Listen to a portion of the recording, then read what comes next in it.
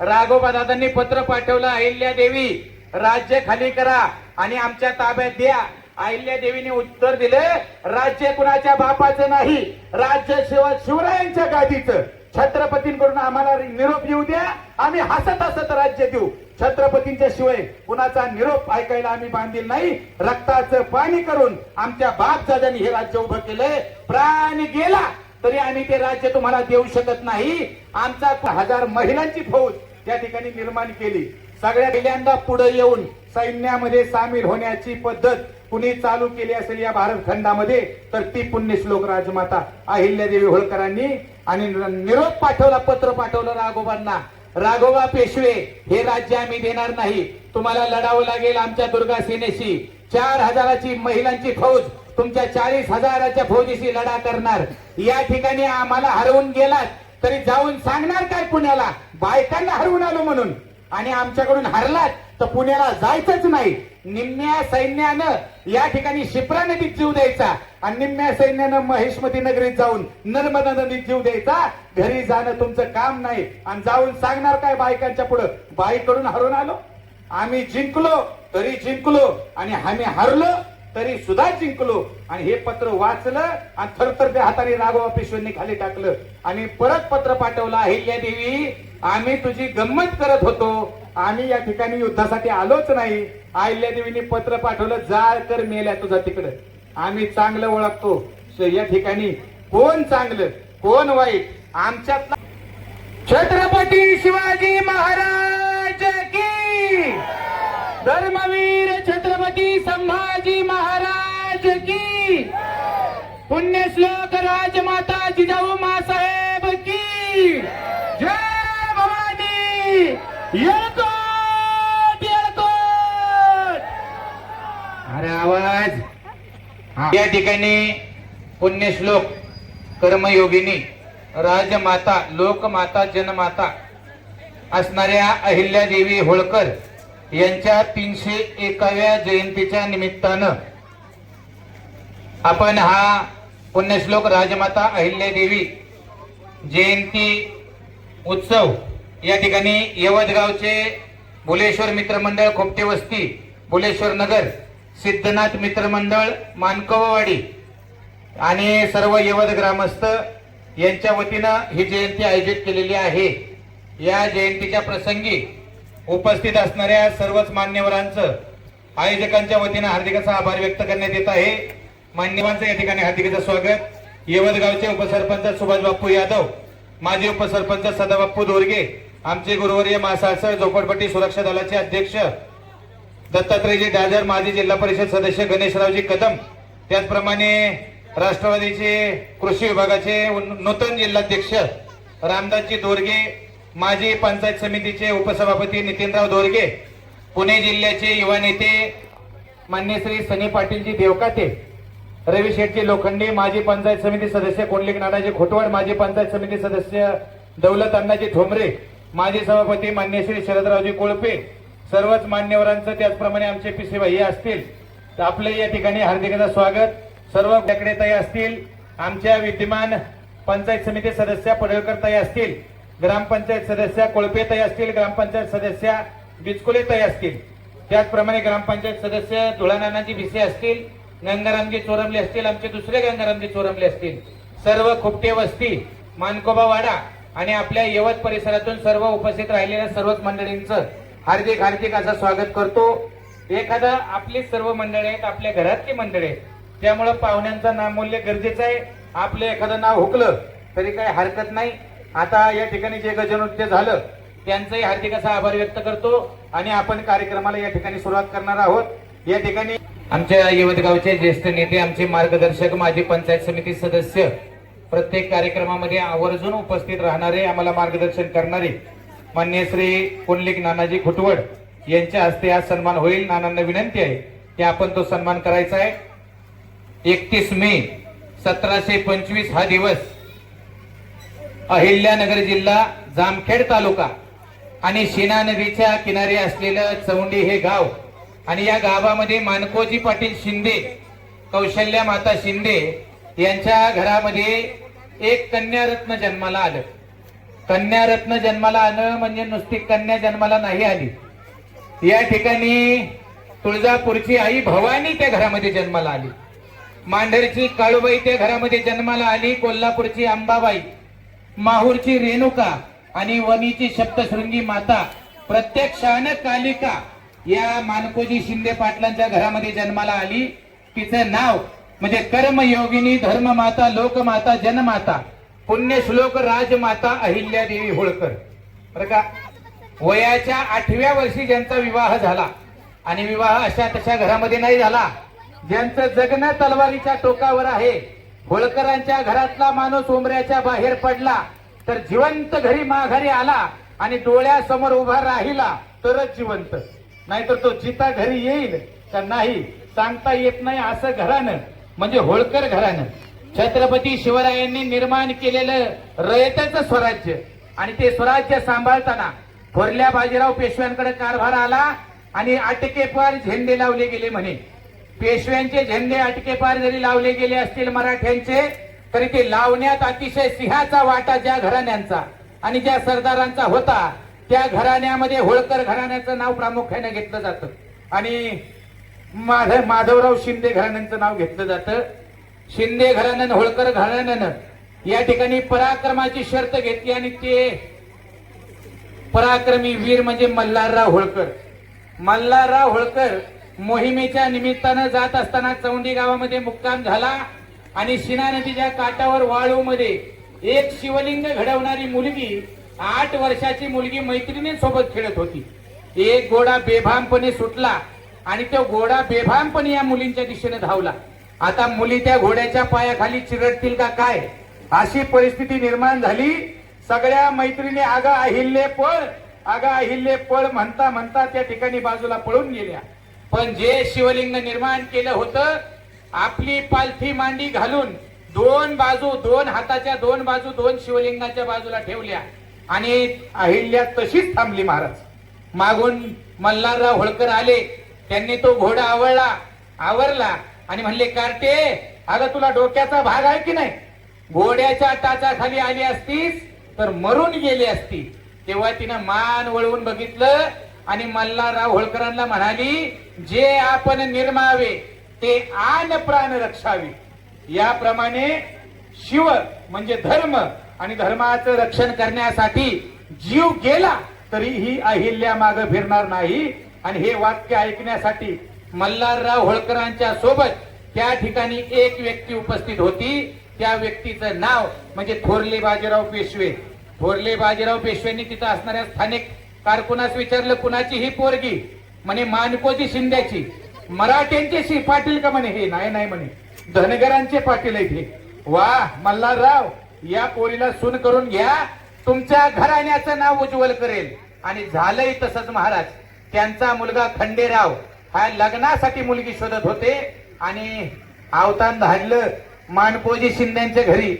मानकोजी शिंदे म्हणले, कुणाशी सोयरीक करायची? म्हणे मल्हारराव होळकरांच्या घरी. मानकोजी शिंदेनी हात जोडले, म्हणे जमायचं नाही, होळकरांची सोयरीक आम्हाला झेपायची नाही. आम्ही कुठं, होळकर कुठं? तेव्हा थोरले बाजीराव म्हणले, पोरगी जरी शिंद्यांच्या घरातली असेल तरी विवाहाची जबाबदारी आमची, पोरगी पेशव्यांची आणि पोरग्यांची जबाबदारी पेशव्यांच्या घरची म्हणे. लग्न शनिवार वाड्याच्या समोर झालं. 5 दिवस झालं. 1733 मध्ये लग्न झालं. नवरीबाई म्हणजे पुण्यश्लोक अहिल्यादेवी फक्त 8 वर्षाच्या आणि त्यांचे पती खंडेराव मल्हारराव होळकर फक्त 10 वर्षाचे होते. 1745 ला पहिल्यांदा त्यांना पुत्ररत्न प्राप्त झालं, मालेराव नावाचं. 1746 ला 1-1.5 वर्षाच्या कालखंडामध्ये त्यांना मुक्ताई नावाची कन्या जन्माला आली. 1754 मध्ये त्यांचे पती युद्धामध्ये कामी आले. त्यांना महाराज पतीचा मृत्यू शोक झाला. सती जाण्याची तयारी केली आणि पांढऱ्या वस्त्रामध्ये सती जाण्यासाठी तयार असणाऱ्या अहिल्या देवीला ज्याप्रमाणे छत्रपतींनी आपल्या आऊसाहेबांचा हात धरला, आऊसाहेब स्वराज्याला तुमची गरज आहे, आम्हाला तुमची गरज आहे, त्याप्रमाणे मल्हारराव होळकर सुनेच्या बाजूने उभे राहिले. सुनेचा हात पकडला, अहिल्या या स्वराज्यासाठी, या राज्यासाठी आणि या राज्य कारभारासाठी तुझी गरज आहे. आजपासून तूच माझा खंडेराव. आणि महाराज अहिल्यादेवी होळकरांना सती जाण्यापासून थांबवलं आणि तीच अहिल्या जेव्हा मोहिमेवर मल्हारराव असायचे तेव्हा जवळजवळ 1754 पासून 1766 पर्यंत कारभार अहिल्यादेवींनी मल्हाररावांच्या मागे पाहिला आणि 1766 मध्ये मल्हाररावांचा मृत्यू झाला. मल्हाररावांच्या सोबत त्यांच्या पत्नी सती गेल्या. त्यांचा मुलगा 21 वर्षाचा मालेराव त्यांनी गादीवर बसवला. दुर्दैव असं 22व्या वर्षी म्हणजे 1767 मध्ये आजारपणामुळे मालेरावांचा मृत्यू झाला. एका वर्षातच सासरा गेल्यानंतर पुत्र शोकाचा प्रसंग अहिल्यादेवींच्या या चरित्रामध्ये आला. त्यांच्या सुनबाई सुद्धा सती गेल्याचा प्रसंग आहे. महाराज एवढं दुःख पचवलं आणि 1767 मध्ये स्वतःचा राज्याभिषेक करून घेतला आणि त्यांचा मृत्यू 1795 मध्ये झाला 13 ऑगस्टला. तोपर्यंत 28 वर्षे कारभार माझ्या या आईनं पुरुषही एवढ्या नेटानं कारभार चालवणार नाही तसा कारभार या भारत भूमीमध्ये चालवला असं सांगितलं जातं इतिहासकारांकडून. छत्रपती शिवरायांनी जे हिंदवी स्वराज्य निर्माण केलं आणि जो धर्माचा कार्यभार केला या ठिकाणी त्यांच्या नंतर या भारत खंडामध्ये धर्माचा कार्यभार सगळ्यात उंचीवर कुणी केला असेल तर प्रामुख्यानं नाव घेतलं जातं पुण्यश्लोक राजमाता अहिल्यादेवी होळकर यांचं. पुण्यात जातीला बांधून राहिल्या नाहीत त्या. लक्षात घ्या, धनगर कुळामध्ये जन्माला आल्या म्हणून आपण त्यांचा उदय करतो आणि केलाच पाहिजे. परंतु ज्यांनी राज्यकारभार त्या ठिकाणी केला माळवा प्रांतामध्ये. माळवा प्रांत म्हणजे आज नर्मदेच्या नंतर माहेश्वर पासून इंदोर पर्यंत खांडवा, माहेश्वर, इंदोर, ओंकारेश्वर हा परिसर बहाल केला छत्रपती शासनाच्या गादीनं. एक वेळ अशी आली पेशव्यांनी सुद्धा मल्हारराव गेल्यानंतर आणि मालेराव गेल्यानंतर राघोबा पेशव्यांनी हल्ला केला आणि ते युद्ध माझ्या आईनं लढाई न करता जिंकलं. छत्रपती शिवरायांनी स्वराज्यावर धावून आलेला तो हिरण्यकश्यप अफजल खान नावाचा वाघ नख्यानी युक्तीनं आणि विचारानं त्या प्रतापगडाच्या पायथ्याशी तराटरा फाडला. त्याप्रमाणे माझ्या अहिल्यानं युक्तीनं विचारानं म्हणजे शस्त्राची म्हणजे शब्दाची आमाघरी शस्त्रे म्हणजे या ठिकाणी असं सांगितलं एका ठिकाणी तीक्ष्ण उत्तरे आणि हाती घेऊनही बाण फिरे. तीक्ष्ण उत्तर आणि युद्ध जिंकलं. राघोबा दादांनी पत्र पाठवलं अहिल्यादेवी राज्य खाली करा आणि आमच्या ताब्यात द्या. अहिल्यादेवीने उत्तर दिले राज्य कुणाच्या बापाचं नाही, राज्य शिवरायांच्या गादीचं. छत्रपतींकडून आम्हाला निरोप येऊ द्या, आम्ही हसत हसत राज्य देऊ. छत्रपतींच्या शिवाय कुणाचा निरोप ऐकायला आम्ही बांधील नाही. रक्ताचं पाणी करून आमच्या बापदादांनी हे राज्य उभं केलंय. प्राण गेला तरी आम्ही ते राज्य तुम्हाला देऊ शकत नाही. आमचा कुणीही पुरुष लढणार नाही. 4000 रणरागिरींची या ठिकाणी महाराज 4000 महिलांची फौज त्या ठिकाणी निर्माण केली. सगळ्या तयार महिला नव्हत्या लढाईसाठी. खुरप, इळा, कोयत घेऊन रानातून सुद्धा महिला येऊन घोड्यावर बसली. त्या अहिल्याच्या मागे विश्वासानं मरण्यासाठी बसली. थेट महाराज मरण्यासाठी मरण हातावर घेऊन बसली. त्याला दुर्गासेना असं नाव अहिल्यादेवी होळकरांनी दिलं. आणि महिलांना पहिल्यांदा पुढे येऊन सैन्यामध्ये सामील होण्याची पद्धत कुणी चालू केली असेल या भारत खंडामध्ये तर ती पुण्यश्लोक राजमाता अहिल्यादेवी होळकरांनी. आणि निरोप पाठवला, पत्र पाठवलं राघोबांना. राघोबा पेशवे हे राज्य आम्ही देणार नाही, तुम्हाला लढावं लागेल आमच्या दुर्गा सेनेशी. 4000ची महिलांची फौज तुमच्या 40,000च्या फौजीशी लढा करणार. या ठिकाणी आम्हाला हरवून गेलात तरी जाऊन सांगणार काय पुण्याला बायकांना हरवून आलो म्हणून. आणि आमच्याकडून हरलात तर पुण्याला जायचंच नाही. निम्म्या सैन्यानं या ठिकाणी शिप्रा नदीत जीव द्यायचा आणि निम्म्या सैन्यानं महेशमती नगरीत जाऊन नर्मदा नदीत जीव द्यायचा. घरी जाणं तुमचं काम नाही. आणि जाऊन सांगणार काय बायकांच्या पुढं बाईकडून हरवून आलो. आम्ही जिंकलो तरी जिंकलो आणि आम्ही हरलो तरी सुद्धा जिंकलो. आणि हे पत्र वाचलं आणि थरथर त्या हाताने राघोबा पेशव्यांनी खाली टाकलं आणि परत पत्र पाठवलं अहिल्यादेवी आम्ही तुझी गंमत करत होतो, आम्ही या ठिकाणी युद्धासाठी आलोच नाही. अहिल्यादेवीने पत्र पाठवलं जाळ कर मेल्या तुझा तिकडं, आम्ही चांगलं ओळखतो या ठिकाणी कोण चांगलं कोण वाईट, आमच्यातलाच कोण चांगला आणि आमच्यातलाच कोण वाईट.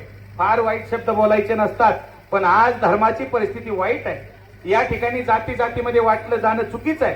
या ठिकाणी अहिल्यादेवी होळकरांनी या सोरटी सोमनाथ गुजरात पासून ते रामेश्वर दक्षिण टोक आणि पूर्व टोक एवढा महाराज जीर्णोद्धार मंदिरांचा केला, शेकडो मंदिरांचा जीर्णोद्धार केला, 12ही ज्योतिर्लिंगांचा जीर्णोद्धार केला. सोरटी सोमनाथ बांधला अहिल्यादेवी होळकरांनी, या ठिकाणी कृष्णेश्वराचं मंदिर बांधलं अहिल्यादेवी होळकरांनी, काशी विश्वेश्वराचा घाट बांधला, मंदिर बांधलं अहिल्यादेवी होळकरांनी, ओंकारेश्वराचं मंदिर घाट बांधला अहिल्यादेवी होळकरांनी, माहेश्वरी नगरीला माहेश्वरीचं नाव दिलं आणि वेगळं स्वरूप या ठिकाणी निर्माण केलं आणि उद्योग नगरी केली, तिथला घाट बांधला अहिल्यादेवी होळकरांनी. या ठिकाणी मल्लिकार्जुनचं मंदिर असेल अहिल्यादेवींनी बांधलं, रामेश्वराचं मंदिर अहिल्यादेवींनी बांधलं. तुमच्या आमच्या महाराष्ट्राचं आराध्य दैवत या ठिकाणी खंडेराय, खंडोबा, जेजुरीच्या खंडेरायाचं मंदिर आज जे आपण बघतो ते कुणी बांधलं असेल तर ते पुण्यश्लोक राजमाता अहिल्यादेवी होळकरांनी. 150 ते 200 पेक्षा जास्त मंदिरं या भारतामध्ये कुणी बांधली असतील तर अहिल्यादेवी होळकरांनी. त्यांचा इतिहास कुणा जातीशी निगडित नाही, त्यांचा इतिहास या समाजातल्या प्रत्येक घटकाशी निगडित आहे. या ठिकाणी शेतीची चतुर्सूत्री पद्धत चालू केली अहिल्यादेवी होळकरांनी. भारतामध्ये सगळ्यात जास्त तलाव आणि जलाशय कुणी बांधले असतील तर ते अहिल्यादेवी होळकरांनी. या ठिकाणी सर्वात जास्त अन्नछत्र चालू केले असतील अहिल्यादेवी होळकरांनी. आजही 200 वर्ष झालं अन्नछत्र चालू आहेत. धर्मशाळा सर्वात जास्त बांधल्या असतील तर त्या अहिल्यादेवी होळकरांनी. महाराज कसं राज्य चालवावं हे जिनं दाखवून दिलं आणि तिच्या कर्तृत्वाचं कौतुक म्हणून आपण त्यांना अहिल्यादेवी नाव नाही दिलं, आपण त्यांना राजमाता नाव नाही दिलं, आपण त्यांना पुण्यश्लोक नाव नाही दिलं. या दक्षिण प्रांतामध्ये, पश्चिम प्रांतामध्ये आणि उत्तर प्रांतामध्ये जी लोक आहेत ना, ज्यांनी अहिल्यादेवी अनुभवल्या, त्यांनी केलं यांना जनमाता, लोकमाता, राज्यमाता, पुण्यश्लोक, कर्मयोगिनी अहिल्यादेवी होळकर. आणि त्यांच्या जयंतीचा उत्सव 31 मेला आदरानं साजरा केला जातो. फक्त दुर्दैव असं वाटतं की महापुरुषाचे उत्सव साजरे करताना आपण सर्व जाती गोतीचे आणि सर्व लोकांनी एकत्र येणं गरजेचं आहे. का? कारण त्यांचीच प्रेरणा आज इथून पुढे देश चालवणार आहे. लक्षात घ्या, तुम्ही आम्ही काय देश चालवणार? तुम्ही आम्ही छत्रपतींसारख्या दाढ्या वाढवून सुद्धा तोंडात गुटखा दारू पिऊन नाचतो मिरवणुकीमध्ये. तुम्हाला असं वाटत असेल राजांना हे आवडतं, तुम्हाला असं वाटत असेल या आईला आवडत असेल. आपण पहिल्यांदा व्यसनापासून दूर व्हा आणि काय करायचं, धर्म म्हणजे काय आणि धर्मासाठी काय करावं लागतं हे शिका. हीच श्रद्धांजली आणि हीच त्यांना मानवंदना ठरेल. या पुण्यश्लोक राजमाता अहिल्यादेवी होळकर यांना शतशः कोटी कोटी मुजरा करतो. जास्त वेळ बोललो मी याच्यासाठी बोललो की मान्यवरांनी जास्त वेळ बोलू नये. म्हणजे मी पूर्ण चरित्र सांगण्याचा प्रयत्न केला. तुमचं बोलणं ऐकणं गरजेचं आहे महाराज, परंतु पुन्हा पुन्हा राहिलं भरपूर. मी अजून हाणू शकतो. मास्तरांच्या हातात आणि कीर्तनकारांच्या हातात माईक गेला की सुटतच नाही. म्हणजे मी एक माणूस सोडलाय राजकारणी, पण तुम्हा सर्वांसाठी आम्ही आपला आमच्यावरच घेतो आणि आम्ही तसंच चालत राहतो. या ठिकाणी भरपूर मान्यवर आलेले आहेत. मान्यवरांना अगदी आवर्जून कळकळीची विनंती आहे, आपण एक थोडक्यात शुभेच्छा द्या आणि आपलं मनोगत व्यक्त करा. हा कार्यक्रम धर्माचा आहे, हा कार्यक्रम महापुरुषांच्या विचारांच्या जागराचा आहे बरं का.